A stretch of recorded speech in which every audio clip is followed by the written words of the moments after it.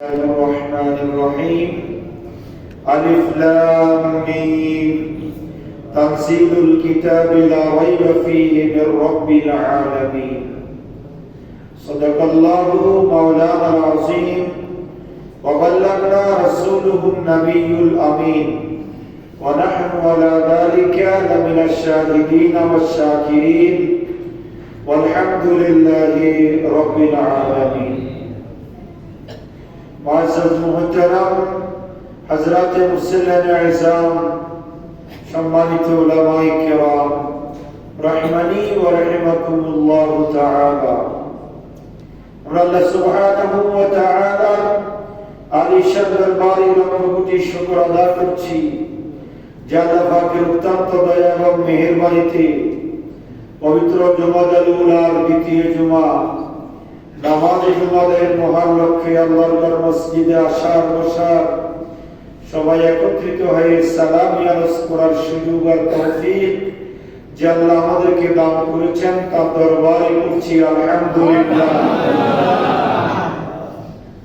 আর লক্ষ দুরূদ ও সালামের হাদিয়া প্রেরণ করছি সোনার মদিনায় কামলিওয়ালা নবী, নুরুন নবী, হায়াতুন নবী, ইমামুল আম্বিয়া নবী, সমস্ত নবীদের নবী মুহাম্মদুর রাসূলুল্লাহ সাল্লাল্লাহু তাআলা আলাইহি ওয়াসাল্লামের নূরি দরবারে সোনার মদিনায় উচ্চ আওয়াজে আরেকবার বলছি আলহামদুলিল্লাহ। মুহতারাম হাজিরিন, গত জুমায় আমরা কোরআনুল কারীমের 31 নম্বর সূরা সূরাতুল লুকমানের আলোচনা শেষ করেছিলাম। একই ধারাবাহিকতায় কোরআনে হাকিমের 32 নম্বর সূরা সূরাতুস সিজদা নিয়ে আমরা আজকে আলোচনা করব বিমাশিয়াতিল্লাহ বিইজনিল্লাহ ওয়া তাওফীকি ইল্লা বিল্লাহ। সূরাতুস সিজদা, এই সূরা সিজদা এটা মক্কাতুল মুকাররমায় নাযিল হয়েছে। আয়াত সংখ্যা হচ্ছে 30টি, বর্ণ হচ্ছে 1518টি, আর শব্দ হচ্ছে 380টি। 380 শব্দ, 1518টি বর্ণ, 30 আয়াত বিশিষ্ট মক্কি সূরা সূরাতুস সিজদা। এই সূরা অত্যন্ত একটা গুরুত্বপূর্ণ সূরা, যে সূরা তিলাওয়াতের অনেক ফজিলত রয়েছে। বুখারী এবং মুসলিম শরীফে একটি হাদিস শরীফ এসেছে যে আল্লাহ নবী রাহমাতুল লিল আলামিন ইরশাদ করেছেন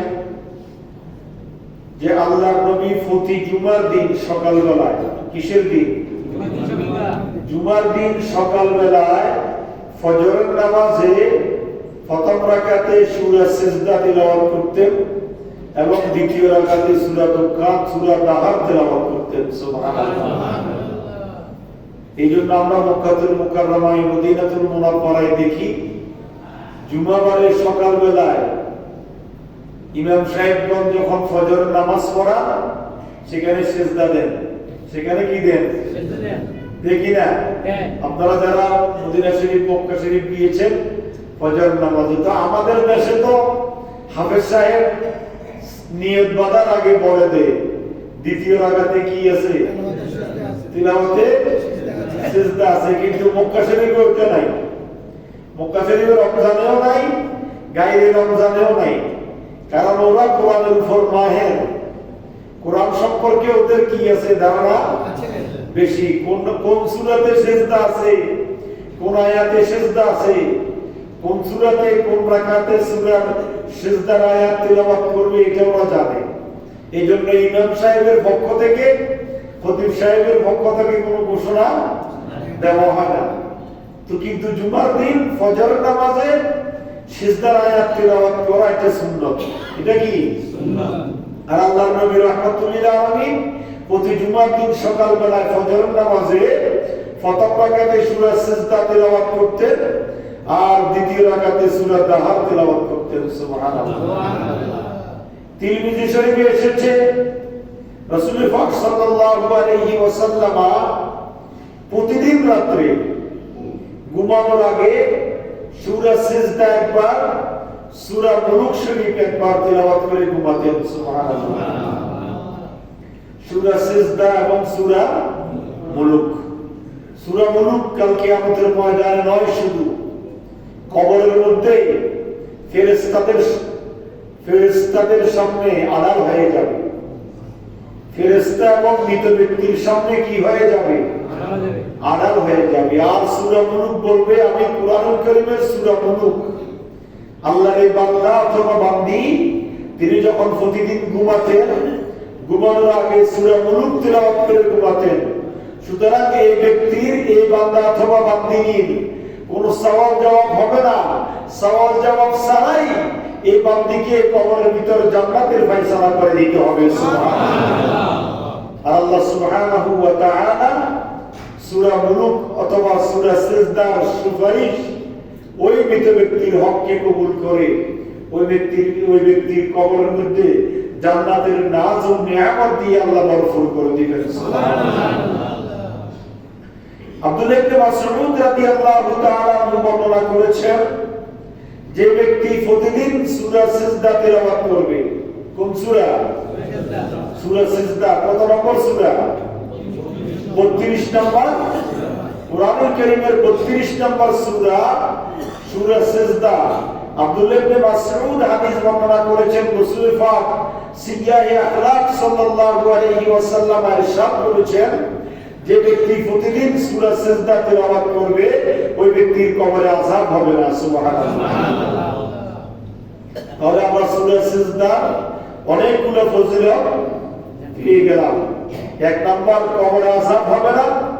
দুই নাম্বার, রাত্রে ঘুমানোর আগে সূরা সিজদা তেলাওয়াত করলে কবরে মুনকির নকিরের সওয়ালের জবাব পর্যন্ত হবে না। আর তিন নাম্বার হচ্ছে যে প্রতি জুমার দিন সকালবেলায় ফজর নামাজে আল্লাহ রাসূল সূরা সিজদা তেলাওয়াত করতেন, সূরা দাহার তেলাওয়াত করতেন। আমরাও যাতে করে সূরা দাহার, সূরা সিজদা থেকে তেলাওয়াত করে আল্লাহ রাসূলের সুন্নাত আদায় করতে পারি, আল্লাহ যেন আমাদেরকে তৌফিক দান করে। আমিন। এই সূরার মধ্যে বিশেষ কোনো ঘটনা আসে নাই। এই সূরার মাত্র আয়াত সংখ্যা 30টি। কয়টি? আজকে এক জুমায় ইনশাআল্লাহ এই সূরা সিজদা আমরা শেষ করব। এটার বিশেষ কোনো ঘটনাকে কেন্দ্র করে নাযিল হয় নাই। মুমিনের নেক আমল, মুমিনের বৈশিষ্ট্য এবং যারা ফাসিক, ফুজ্জার, পাপিষ্ঠ, গুনাহগার ব্যক্তি আছে তাদের কি পাপ হবে, কি শাস্তি হবে এবং মুমিনদেরকে আল্লাহ কি নিয়ামত উপহার দিবেন, এই ব্যাপারে আল্লাহ সূরা সিজদার মধ্যে বর্ণনা করেছেন। সুবহানাল্লাহ।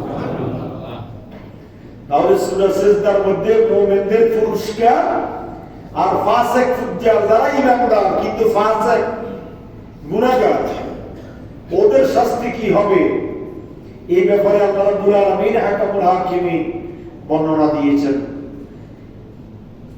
শুরুতে আল্লাহ রাব্বুল আলামিন কুরআনুল কারীমের মুজিজা, কুরআনুল কারীমের বৈশিষ্ট্য, কুরআনুল কারীমের মহত্বের কথা বর্ণনা করেছেন। আল্লাহ বলেছেন, আলিফ লাম মিম। আলিফ লাম মিম হরফে মুকাত্তারাত, বিচ্ছিন্ন বর্ণ। এগুলোর অর্থ জানে কি? আল্লাহ এবং তার রাসূল সাল্লাল্লাহু আলাইহি ওয়াসাল্লাম তারাই ভালো জানেন। তানজিলুল কিতাব লা রাইবা ফীহি মির রাব্বিল আলামিন। আল্লাহ বলেছেন, এমন একটি কিতাব আমি আপনি নবীর প্রতি নাযিল করেছি, আমি আল্লাহর পক্ষ থেকে নাযিল হয়েছে, লা রাইবা ফী, যাতে কোনো সন্দেহের অবকাশ নাই। সুবহানাল্লাহ। সুবহানাল্লাহ। সূরা বাকারার শুরুতে আল্লাহ বলেছেন, আলিফ লাম মিম যালিকাল কিতাবু লা রাইবা ফীহি হুদাল লিল মুত্তাকিন। আর সূরা সিজদার শুরুতে আল্লাহ বলেছেন, আলিফ লাম মিম তানজিলুল কিতাব লা রাইবা ফীহি মির রাব্বিল আলামিন। এই কিতাব, এই কোরআনে হাকিম আমি আল্লাহ আপনি নবীর প্রতি নাযিল করেছি, এটা এমন একটি কিতাব যে কিতাবের মধ্যে কোনো সন্দেহ নাই। সুবহানাল্লাহ। আমাদের দেশে গোটা ওয়ার্ল্ডে লেখকগণ যখন কোনো বই লেখে, কোনো কিতাব লেখে, তার শুরুতে নিজের দুর্বলতা প্রকাশ করে। কথা বলেন ঠিক কিনা? নিজের দুর্বলতা আমি মানুষ হিসাবে এই বই লিখেছি, লিখতে গিয়ে যদি কোনো রকমের ভুল ভ্রান্তি হয়ে থাকে দয়া করে আমাকে সংশোধন করে দিবেন। পরবর্তী সংস্করণে সেটা কি করব, শুদ্ধ করে সংশোধন করে কি করব, বই ছাপাবো, প্রকাশনা করব। কিন্তু আল্লাহ রাব্বুল আলামিন হাকামুল হাকিমিন এই কোরআন কারীমে ইন্ট্রোডাকশন করেছেন। কোরআন কারীমের শুরুতেই আল্লাহ বলেছেন যালিকাল কিতাব লা রাইবা ফীহি হুদাল লিল মুত্তাকিন। এমন একটি কিতাব আমি আল্লাহ রাব্বুল আলামিন মুমিনদের জন্য, মুত্তাকিদের জন্য আমি আল্লাহ নাযিল করেছি, যাতে কোনো ডাউট নেই, নো ডাউট, কোনো সন্দেহের অবকাশ নাই। জোরে সুবহানাল্লাহ। আর সূরা সিজদার মধ্যে আল্লাহ বলেছেন আমি আল্লাহর পক্ষ থেকে এই কোরআন নাযিল হয়েছে, এটাতে কোনো কি নাই, সন্দেহ নাই। আমি ইয়াকুলুন আফতারাহু বাল হুয়াল হাক্কু মির রাব্বিকা লিতুনদিরা কওমান মা আতাহুম মিন নাযীরিন মিন ক্বাবলিক লাআল্লাহুম ইয়াহতাদুন। তার পরবর্তী আয়াতে কারিমার মধ্যে আল্লাহ রাব্বুল আলামিন হাকামুল হাকিমিন বলছেন তারা কি এটা মিথ্যা রচনা করেছে? আল্লাহর নবী যখন কোরআন নাযিল হচ্ছিল, এই কোরআন যখন আল্লাহর নবী সাহাবায়ে কেরামের সামনে উপস্থাপন করছিলেন, মক্কার কাফের মুশরিকেরা এই কোরআনকে বাংলা মিথ্যা বলে, নাউজুবিল্লাহ, মিথ্যা বলে কি করেছিল, প্রচারণা করেছিল। বলেছে যে মুহাম্মদের বানানো। মুহাম্মদ হচ্ছে আরবি ভাষা জানে, আর এই ভাষায় পণ্ডিত, নিজের থেকে বানিয়ে বলতেছে। বলেন নাউজুবিল্লাহ। তখন আল্লাহ রাব্বুল আলামিন হাকামুল হাকিমিন বলছেন যে কিতাব আপনার প্রতি নাযিল করেছি বাল হুয়াল হাক্কু মির রাব্বিক, এটা আপনার পক্ষ থেকে সত্য, তাতে কোনো সন্দেহ নাই। লিতুনজিরা কওমান মা আতাহুম মিন নাযীরিন মিন ক্বাবলি, এমন একটি কিতাব আপনার প্রতি নাযিল করেছি, আপনি এমন এক সম্প্রদায়কে সত্যের দিকে আহ্বান করবেন, ভয়ভীতি দেখাবেন, সতর্ক করবেন, যাদের নিকট আপনার পূর্বে কোনো সতর্ককারী আসে নাই। সুবহানাল্লাহ। আর লাআল্লাকুম ইয়াহতাদুন, আল্লাহ বলছেন সম্ভবত এরাই সুবত প্রাপ্ত হবে। কারণ কোরআন দিয়ে আল্লাহর নবী মানুষকে দ্বীনের দাওয়াত দিয়েছিলেন। কথা বলেন ঠিক কি? কোরআনের দিকে মানুষকে আহ্বান করেছেন, কোরআনের রঙে রঙিন করেছেন। কারণ আল্লাহ রাব্বুল আলামিন হাকামুল হাকিমিন অন্যত্র বলেছেন কিতাবুন আনজালনাহু ইলাইকা লিতুখরিজান নাসা মিনাজ যুলুমাতি ইলান নূর।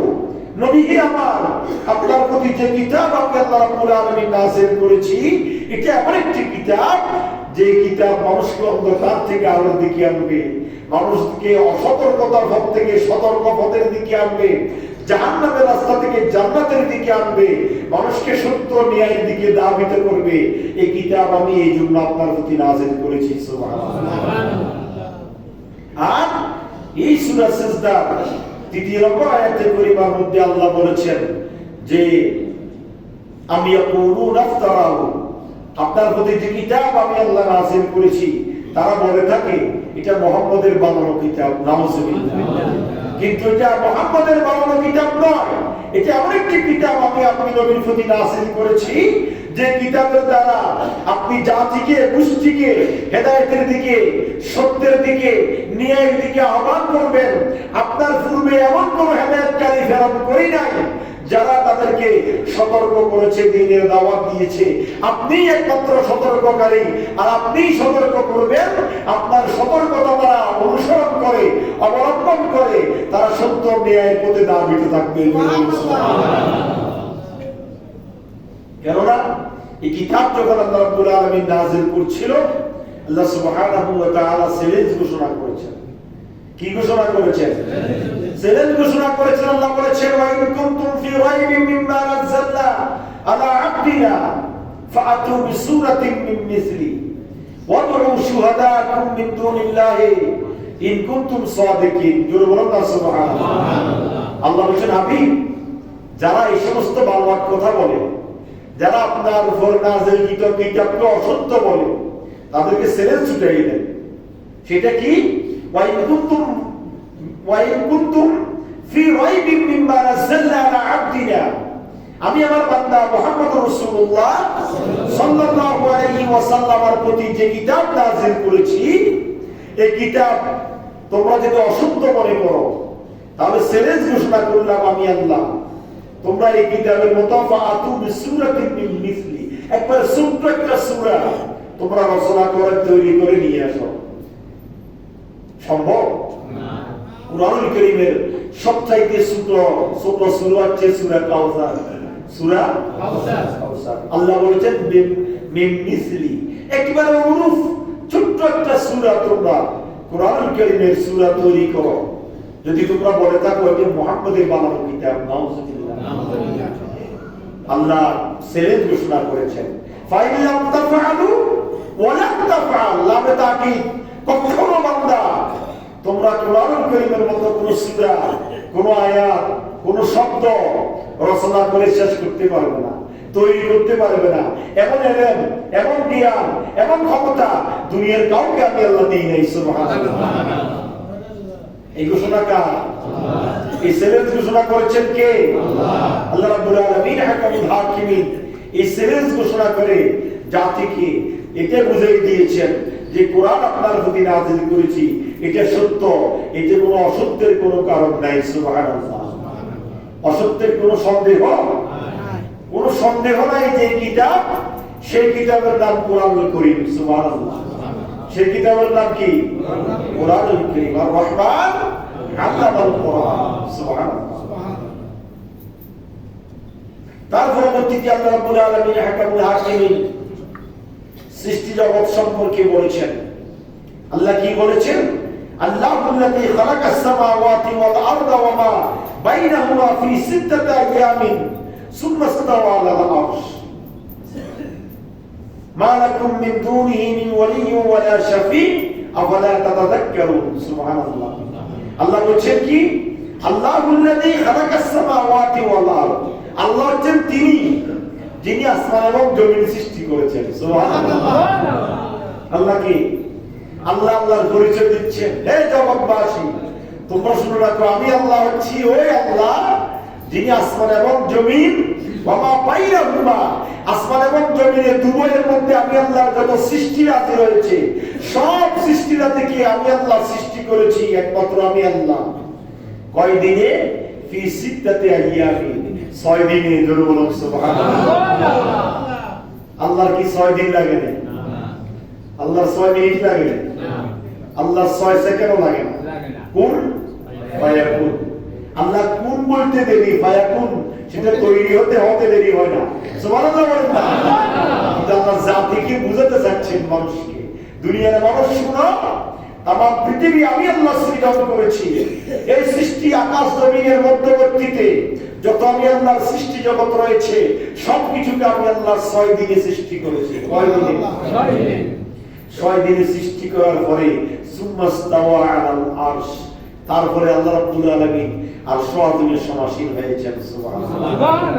এই নিয়ে তাফসীরে বিস্তারিত কিছু আসে নাই। আল্লাহ আল্লাহর হাইসিয়তে আরশ আযিমে অবস্থান করেছেন। আল্লাহ তো নিরাকার খোদা, কথা বলেন ঠিক কি না? আল্লাহর কোনো আকার আছে? না। আল্লাহর কোনো দেহ আছে? না। আল্লাহর কোনো শরীর আছে? না। আল্লাহর কোনো অবস্থান স্থল আছে? না। যেখানে তাকাইবেন সেদিকে আল্লাহ, যেখানে তাকান সেদিকে আল্লাহ। আইনামা তুওয়াল্লু ফাতাম্মা ওয়াজহুল্লাহ। আল্লাহ বলেন বান্দা তুমি যেই দিকে তাকাও না কেন, ওয়ালিল্লাহিল মাশরিকু ওয়াল মাগরিবু, পূর্ব এবং পশ্চিম যেই দিকে তুমি তাকাও না কেন, ফাসাম্মা ওয়াজহুল্লাহ, সেই দিকেই তোমরা আমি আল্লাহকে পেয়ে যাবে। সুবহানাল্লাহ। যখন যেখানে যে মুহূর্তে বান্দা আল্লাহকে ডাকবে তখন সেখানে সেই মুহূর্তে আল্লাহ জবাব দিবে। সুবহানাল্লাহ। তিনি হচ্ছেন আল্লাহ। আল্লাহর কোনো আকার নাই, নিরাকার খোদা। সেই আল্লাহ বলেছেন সুম্মাস্তাওয়া আলাল আরশ, 6 দিনে তামাম পৃথিবী আমি আল্লাহ সৃষ্টি করার পরে আরশ আযিমের সমাসীন হয়েছি। সুবহানাল্লাহ।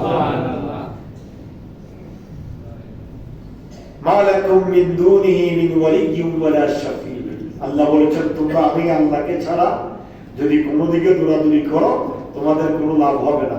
তোমাদের বন্ধুও আমি, তোমাদেরকে সুপারিশ করনেওয়ালা আমি, তোমাদেরকে বাঁচাবো আমি, তোমাদেরকে মারবো আমি, জান্নাত দিব আমি, জাহান্নাম দিব আমি, স্নেহ আদর করবো আমি, শাস্তি দিব আমি।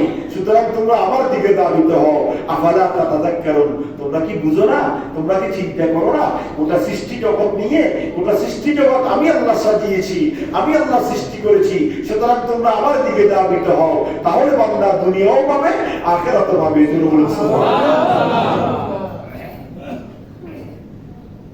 সুতরাং তামাম পৃথিবী সৃজন করেছেন কে? আল্লাহ। কয় দিনে? 6 দিনে। ধীর স্থির ভাবে কাজ করার জন্য আল্লাহ তাগিদ দিয়েছেন।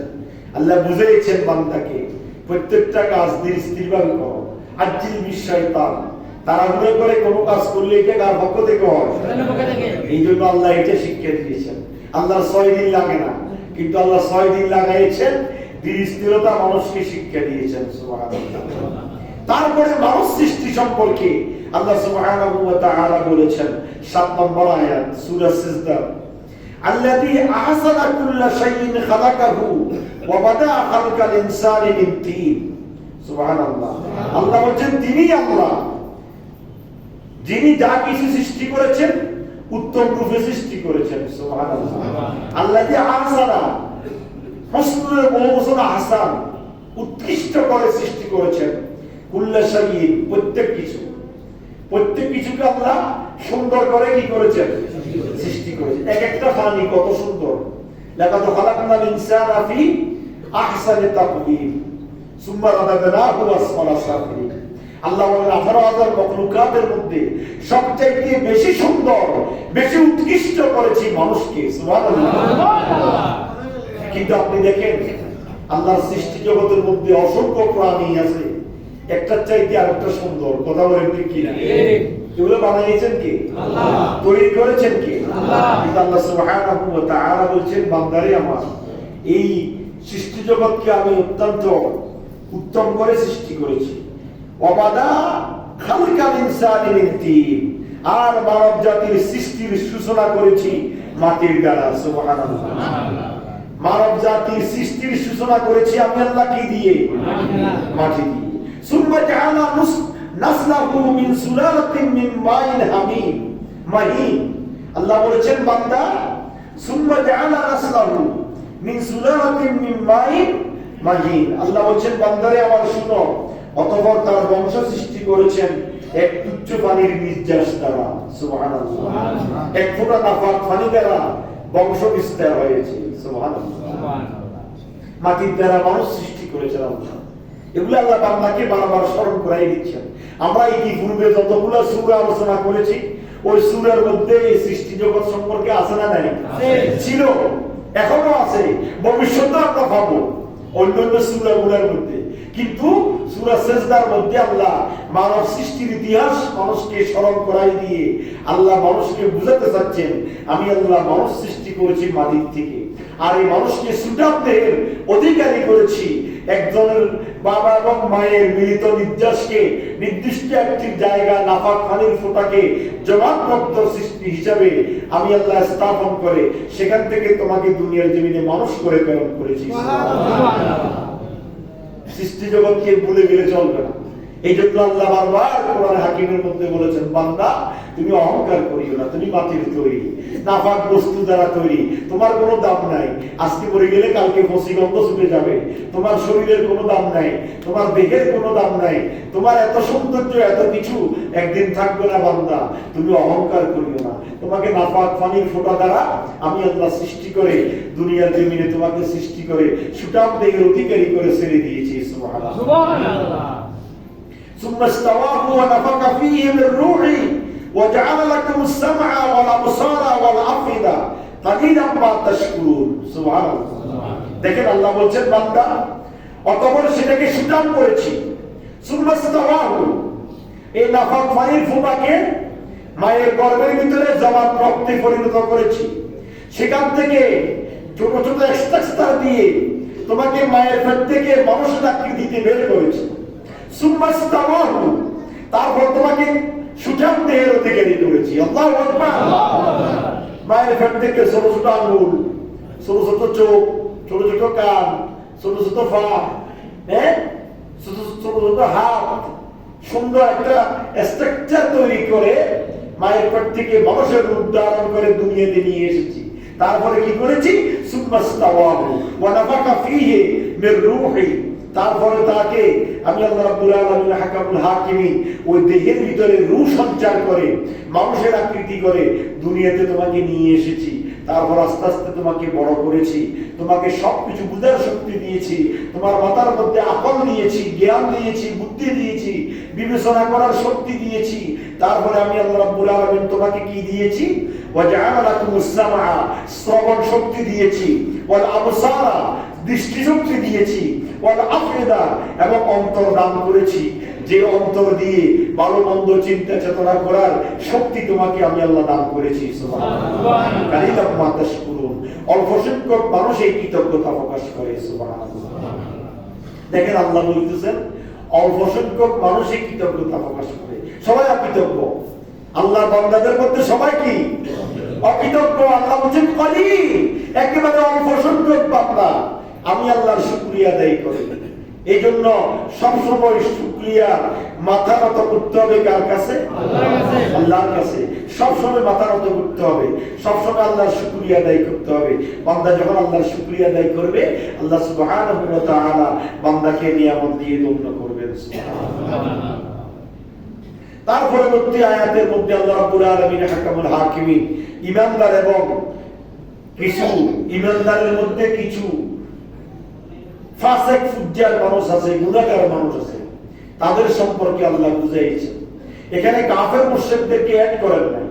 আল্লাহ বলেছেন আফামান কানা মুমিনান কামান কানা ফাসিকা লা ইস্তাউ।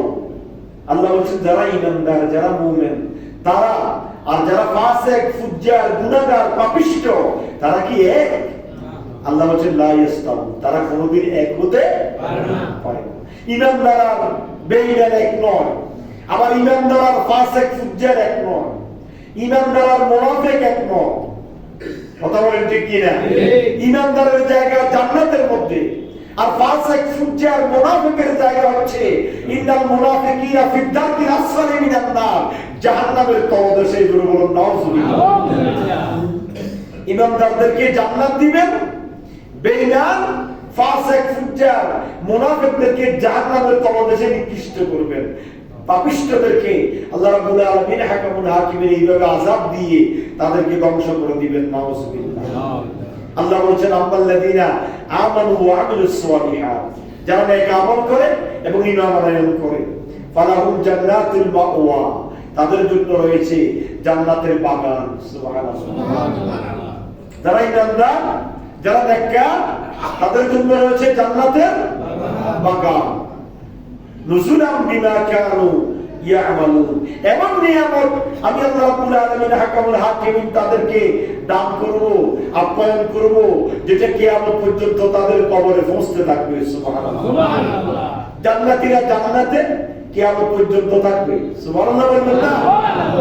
জান্নাতীরা জান্নাতে কি পর্যন্ত থাকবে? কিয়ামত পর্যন্ত। কিয়ামতের পরে আবার হিসাব নিকাশ হয়ে যাবে, আবার অনাদিকালের জন্য জান্নাত নাজার নিয়ামতের ভিতর ভরপুর থাকবে। আর ওয়া আম্মাল্লাযীনা ফাসাকু ফামাওয়াহুমুন নার, আর যারা ফাসিক, যারা ফুজ্জার, যারা পাপিষ্ঠ, যারা জালেম, যারা মুনাফিক, ফামাওয়াহুমুন নার, তাদের জন্য রয়েছে জাহান্নাম। জোরে বলুন নাউযুবিল্লাহ। তাদের জন্য কি? জাহান্নাম। কুল্লামা আরাদু আন ইয়াখরুজু মিনহা উইদু ফিহা, তারা জাহান্নাম থেকে বের হতে চাইবে। জাহান্নামের আগুন সহ্য করতে না পেরে তারা জাহান্নাম থেকে কি করতে চাইবে? বের হতে চাইবে। আল্লাহ রাব্বুল আলামিন হাকামুল হাকিমিন তাদেরকে আবার ধাক্কায়ে তাদেরকে জাহান্নামের দিকে ফিরিয়ে দিবেন। জোরে বলুন নাউযুবিল্লাহ। ওয়াসিকাল্লাযীনা কাফারু ইলা জাহান্নামা যুমার, তাদেরকে জাহান্নামের দিকে গেড়ি ধাক্কা দিয়ে, গাদ ধাক্কা দিয়ে আল্লাহ তাদেরকে জাহান্নামে আবার পাপিষ্ঠদেরকে আবার প্রবেশ করাই দিবেন। তারা জাহান্নাম থেকে বের হতে চাইবে। আল্লাহ বলেন তাদেরকে আবার গেড়ি ধাক্কা দিয়ে, গাদ ধাক্কা দিয়ে তাদেরকে জাহান্নামে কি করে দাও? পৌঁছাই দাও। তারপরে কি হবে? উইদু ফিহা, সেখানে তাদেরকে জাহান্নামে আবাসস্থল করে দেওয়া হবে। ওয়াকিলা লাহুম যুকুল আযুকু আযাবান নার, এবং তাদেরকে বলা হবে জাহান্নামের শাস্তি ভোগ করো।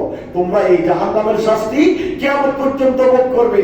কেননা তোমরা দুনিয়াতে আযাবান নারিল্লাতী কুনতুম বিহি তুকাদ্দিবুন, দুনিয়ার জমিনে এই জাহান্নামকে অস্বীকার করেছিলা। জাহান্নামকে অস্বীকার করে তোমরা অন্যায় করেছো, গুনাহের কাজ করেছো, অপকর্ম করেছো, পাপের কাজ করেছো। আমি আল্লাহ রাব্বুল আলামিন তোমাদের জন্য এই জাহান্নাম তৈরি করে রেখেছি। সুতরাং এই জাহান্নামে তোমরা আবাদ থাকবে, এখান থেকে বের হওয়ার কোনো সুযোগ নাই। চিৎকার দিয়ে বলুন না নাউজুবিল্লাহ। সুতরাং নেক আমলের মধ্য দিয়ে জান্নাত, বদ আমলের মধ্য দিয়ে জাহান্নাম। নেক আমল করার দরকার আছে না নাই? আছে না নাই? আল্লাহ সুবহানাহু ওয়া তাআলা আমাদেরকে বেশি বেশি নেক আমল করার তৌফিক দান করুন। আমিন। সর্বশেষ কুরআনুল কারীমের সূরা সিজদার একেবারে 30 নম্বর আয়াতে চলে গেলাম আমরা। সর্বশেষ আয়াতে কারীমার মধ্যে আল্লাহ বলেছেন ফাআরিদ আনহুম ওয়ান্তাজির ইন্নাহুম মুনতাজিরুন, তাদের থেকে মুখ ফিরিয়ে নিন। তারা কারা? যারা কাফের, যারা ফাসিক, যারা ফুজ্জার, যারা পাপিষ্ঠ। হাবিব, আপনি তাদের থেকে মুখ ফিরিয়ে নেন। সুবহানাল্লাহ। ওয়ান্তাজির ইন্নাহুম মুনতাজিরুন, অপেক্ষা করুন, নিশ্চয় তাদেরকে অপেক্ষা করতেই হবে। তারা জাহান্নামে আগুনে জ্বলতে থাকবে, জাহান্নামে পাপিষ্ঠ অবস্থায় থাকবে, তারা এই কষ্ট স্বীকার করবে, তারা আবাদ থাকবে জাহান্নামের মধ্যে, ইন্তজার করবে, অপেক্ষা করবে, দেখি আমরা কোনো জান্নাত দেখি না, জান্নাতের দিকে দাবিত করে কিনা। আল্লাহ বলেন হাবিব ফারিদ আনহুম, আপনি তাদের দিকে তাকানোর কোনো দরকার নাই। যারা পাপিষ্ঠ তাদেরকে ছেড়ে দেন, তারা পাপ করো, অন্যায় করো, ওয়ান্তাজির ইন্নাহুম মুনতাজিরুন, তারা কিয়ামত পর্যন্ত তারপরে আবাদ তারা এই জাহান্নামের মধ্যে জান্নাতে যাওয়ার জন্য অপেক্ষামান থাকবে, কিন্তু বাবা তাদের জান্নাত নসিব হবে না। জোরে বলুন সুবহানাল্লাহ।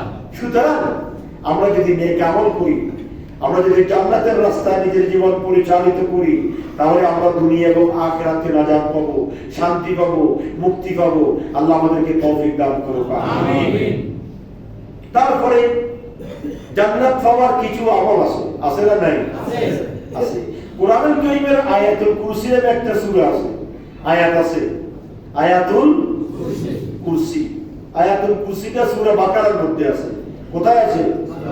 2 নম্বর সূরা, কোরআনুল কারীমের নাম্বার 2, 2 নম্বর সূরা, সূরা বাকারার মধ্যে 3য় পারার প্রথম পৃষ্ঠা। কত পারা? 3য় পারার প্রথম পৃষ্ঠার মধ্যে আয়াতুল কুরসিটা আছে। আল্লাহ নবী ইরশাদ করেছেন মান কারা আয়াতুল কুরসি বাদা সালাতিল মাকতুবা কুল্লাল ইয়াউম, যে ব্যক্তি প্রত্যেক ফরজ নামাজের পরে আয়াতুল কুরসি তিলাওয়াত করবে। প্রত্যেক কোন নামাজের পরে? ফরজ নামাজের পরে। আল্লাহ রাব্বুল আলামিন হাকিমুল হাকিমিন তার জন্য জান্নাতকে অবধারিত করে দিবেন। সুবহানাল্লাহ। সে জান্নাতে যায় না, জান্নাতে না যাওয়ার মধ্যে একটা মাত্র ডিফারেন্স, সে মৃত্যুবরণ করে না। ওই ব্যক্তি মৃত্যুবরণ করতে দেরি জান্নাতে যেতে কি করবে না? দেরি করবে না। যে ব্যক্তি প্রত্যেক ফরজ নামাজের পরে একবার কি তিলাওয়াত করবে? আয়াতুল কুরসি। আপনারা এই আয়াতুল কুরসিটা মুখস্থ করে দিবেন। অনেকেই পারেন, আবার অনেকেই পারেন না। কোরআনুল কারীমের সূরা বাকারা 3 পারার প্রথম পৃষ্ঠার মধ্যে আছে আল্লাহু লা ইলাহা ইল্লা হুয়াল হাইয়ুল কাইয়্যুম লা তা'খুযুহু সিনাতুন ওয়া লা নাওম লাহু মা ফিস সামাওয়াতি ওয়া মা ফিল আরদ মান যাল্লাযী ইয়াশফা'ু 'ইনদাহু ইল্লা বিইذনিহি ইয়া'লামু মা বাইনা আইদিহিম ওয়া মা খালফাহুম ওয়া লা yuhituna বিশাইইন মিন 'ইলমিহি ইল্লা বিমা শা'a ওয়াসি'a কুরসিyyুহু as-samawati wal ard ওয়া লা ইয়াউদুহু হিফযুহুমা ওয়া হুয়াল 'আলিয়্যুল আযীম।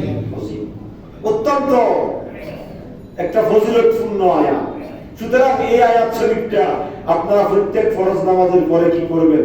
তেলাওয়াত করবেন। অনেকে ফরজ নামাজের সালাম ফিরানোর সাথে সাথে উঠে যান, উঠি সুন্নতের নিয়ত বেঁধে ফেলেন। কিন্তু আপনি যদি প্রত্যেক ফরজ নামাজের পরে সালাম ফিরানোর পরে একবার আয়াতুল কুরসি তেলাওয়াত করেন, আল্লাহ রাসূল ইরশাদ করেছেন ওই ব্যক্তি জান্নাতে যায় না, না যাওয়ার একটিমাত্র কারণ সে মৃত্যুবরণ করে না।